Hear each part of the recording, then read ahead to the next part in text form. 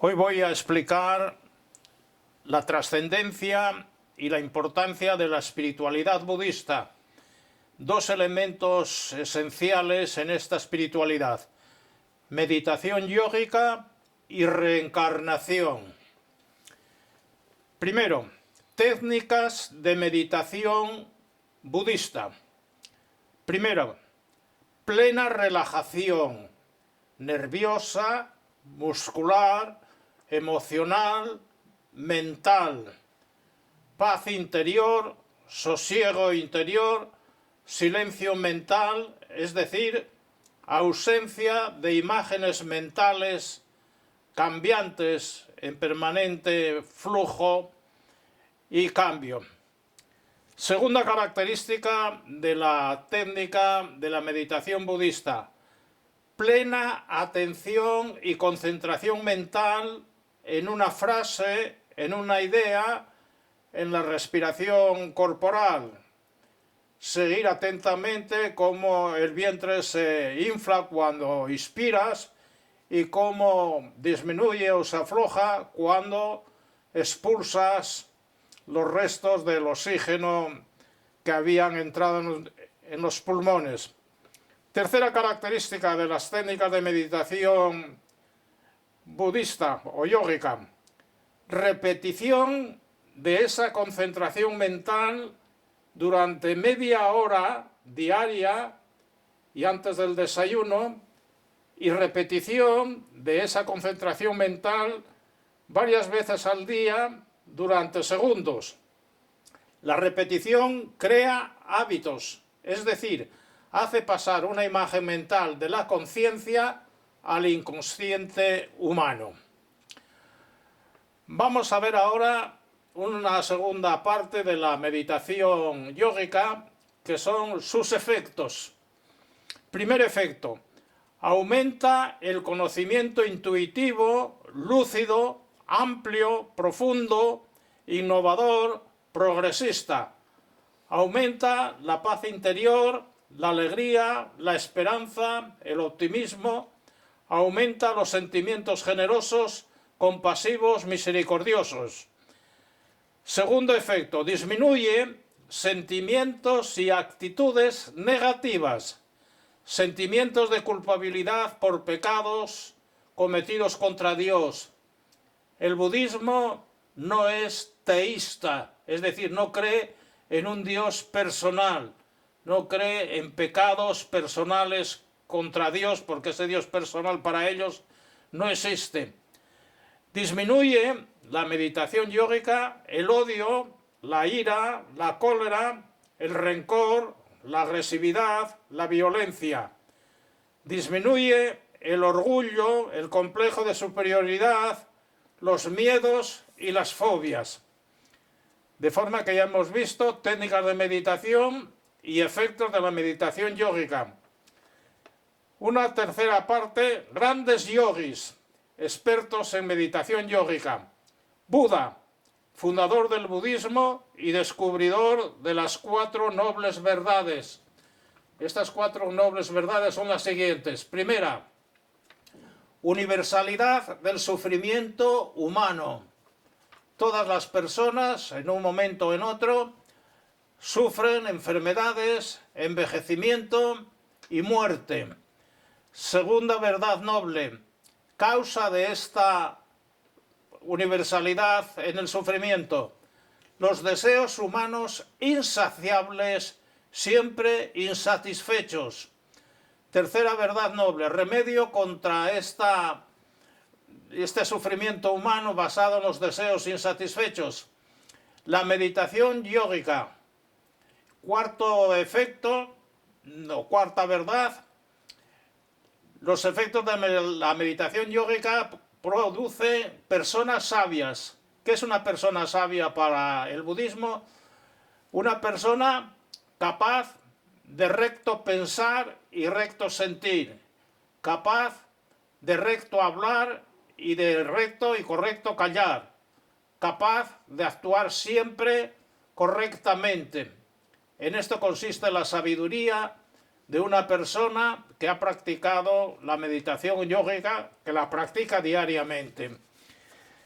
Y seguimos hablando de tres grandes yogis. Buda, el segundo es Krishnamurti.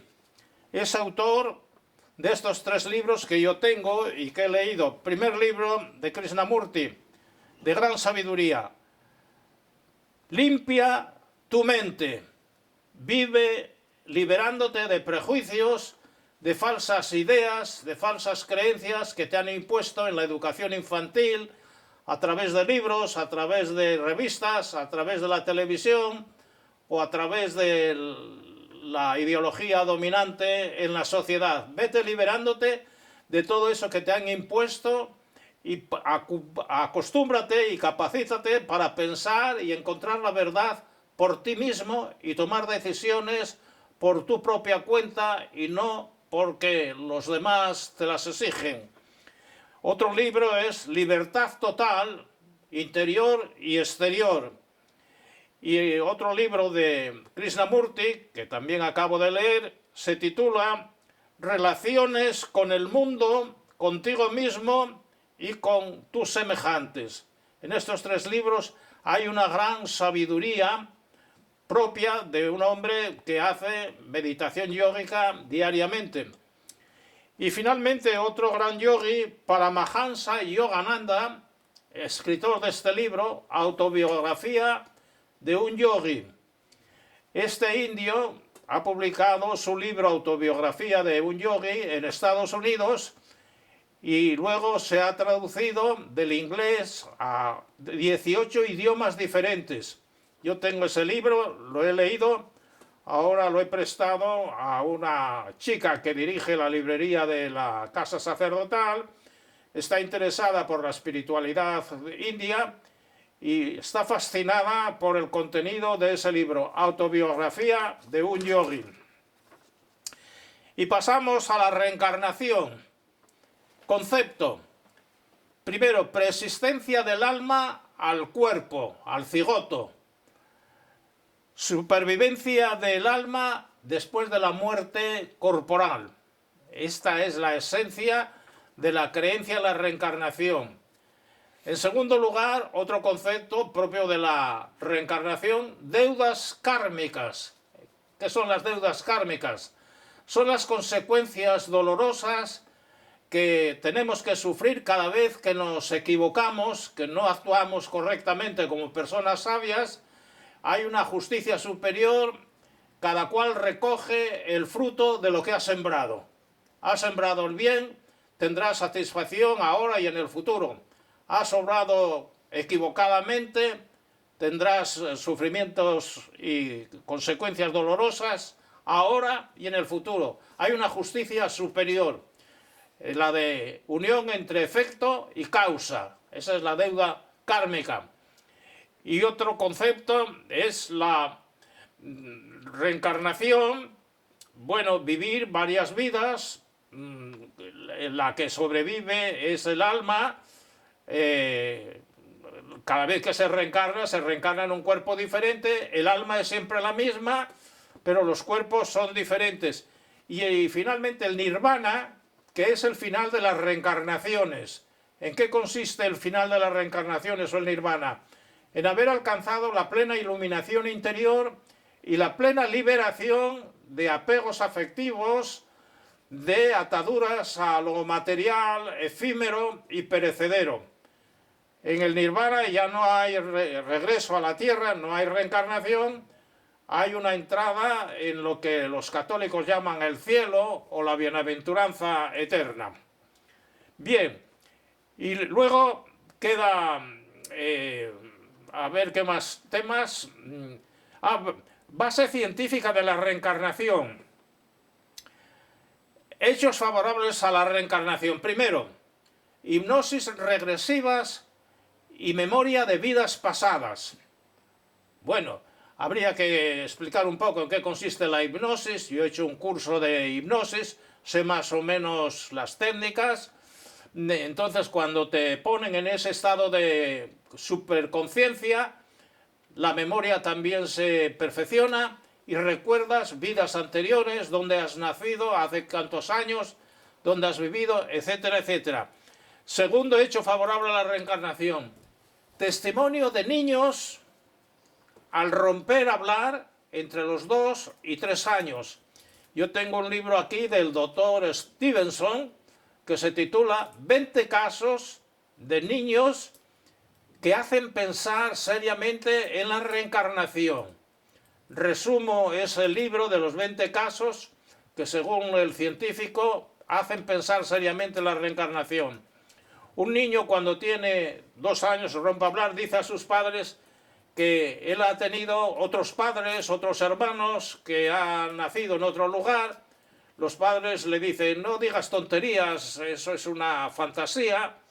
El niño insiste, llaman al científico, pregunta al niño, toma nota por escrito de las cosas que dice el niño y se desplaza al lugar de los hechos donde el niño dice que ha nacido, que ha tenido padres con estos nombres, hermanos, y sobre el terreno verifica la verdad de lo que ha dicho el niño, y en un 95% lo que había dicho ese niño a los 2 años, a los 3 años, realmente había tenido lugar. La pregunta que se hace el científico es: ¿cómo es posible que haya dicho la verdad en 95 casos de los 100? 95 yo lo he comprobado sobre el terreno, que lo que había dicho el niño era realmente exacto, cierto y correcto. ¿Cómo se explica este hecho tan extraordinario, tan increíble? Y finalmente hay otro hecho favorable a la reencarnación, y es que los Dalai Lamas actuales tienen que ser reencarnados.